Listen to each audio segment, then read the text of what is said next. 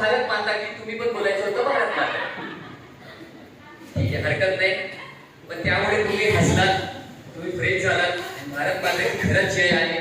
बरोबर, आपण अशा देशात आहोत, अभिमान वाटतो. चलो फिर आगे बढ़ते. असंच मध्ये मध्ये आपण काही ऍक्टिव्हिटी घेऊ ज्यामुळे तुमचं लक्ष पूर्ण इथे राहील.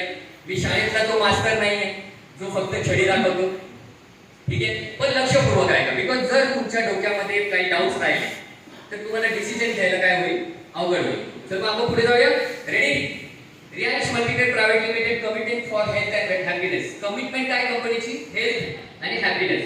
ओके, रियांश ही कंपनी, रियांश तुम्हाला फॅमिली वेलकम करते. आपल्या कंपनीची सीएमडी सरांबरोबर तुम्हाला मी ओळख करून दिली. यंग डायनामिक पर्सनॅलिटी आहे. कंपनीचे प्रोडक्ट्स खूप छान आहेत, पण कंपनीने मार्केटिंग करण्यासाठी एक सिस्टम नेमली आहे वेगळ्या पद्धतीची. ती म्हणजे काय, तर डायरेक्ट सेलिंग. तर इथे बसलेल्या काही लोकांना डायरेक्ट सेलिंग माहित असेल, इथे बसलेल्या काही लोकांना डायरेक्ट सेलिंग माहित नसेल, इथे बसलेल्या काही लोकांना डायरेक्ट सेलिंगचं रूप कदाचित वेगळं माहित असेल. तर ते डाऊट्स तुमचे क्लिअर होतील.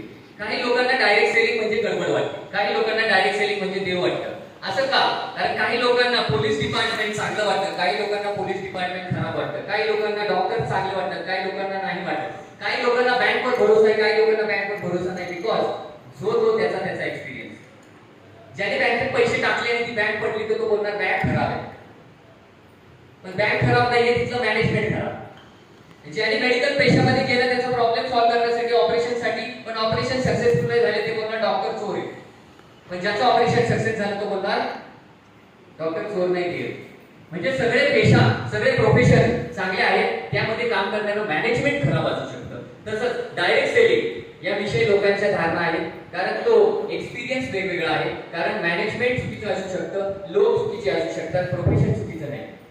जर योगायोगाने ती कॉड जी मी मागितली ती जर मिळाली तर मी तुम्हाला एक व्हिडिओ दाखवेन की डायरेक्ट सेलिंग काय आहे. नाही तर पुढच्या वेळेस आपण त्याला कंटिन्यू करू. तर आपण पुढे जाऊया. डायरेक्ट सेलिंग का? Cost of living. आपण जी जीवनशैली जगतो त्या जीवनशैली जगण्यासाठी 1940 साली 15+2 लोक फॅमिलीत असायचे. किती लोक असायचे? 15+2 म्हणजे 17 लोक फॅमिलीमध्ये असायची. जॉईंट फॅमिली असायची. 10 लोकांमध्ये घर चालायचं. आठवते का कोणाला? आठवते? येस, त्यांना आठवणार. त्याच्यानंतर 1960 साली लोक फॅमिली थोड्या डिवाइड झाल्या. ओके, त्याच्यामध्ये 7 आणि 2 किती झाले? 9 लोक घर किती रुपयात चालायचं? 100 रुपयात चालायचं. त्यानंतर 1980 ला